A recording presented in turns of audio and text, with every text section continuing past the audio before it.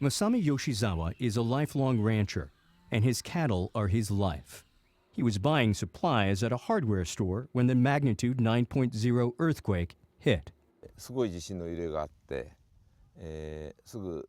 There was a huge shaking. I rushed out into the parking lot of the store, and there heard reports of a 3-meter tsunami. I was worried about my cattle, so I rushed back here. That's where he first heard about the trouble at the nuclear power plant just miles from his home. He lived close enough to Fukushima Daiichi to see it through binoculars.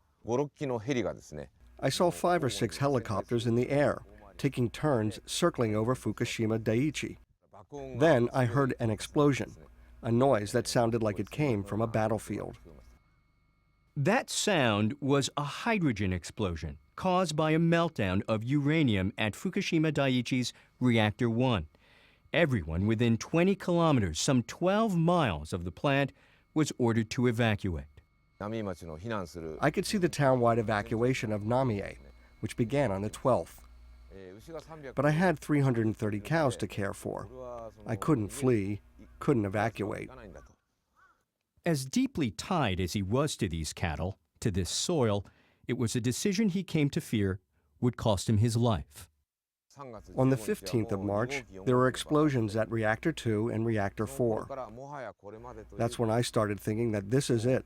I'm done for.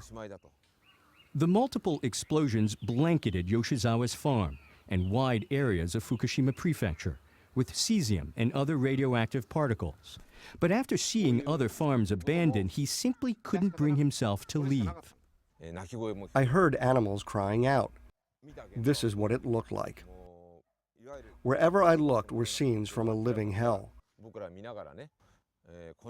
I couldn't do the same thing to my own cattle. Yoshizawa has tested positive for internal exposure to the radioactive elements cesium-134 and 137. But he's undergoing careful monitoring at a radiation research hospital, and those levels have since dropped. Of course I was worried. Being exposed to radiation isn't a good thing. But I am not going to get hysterical or have a mental breakdown from it. But fear of radiation remains strong, and Yoshizawa is the exception. We ventured into towns inside and around the exclusion zone, which remain empty today, eerily silent, and frozen in time at the moment residents fled the quaking earth and incoming sea. Many expected to return once the dust settled and the waters receded.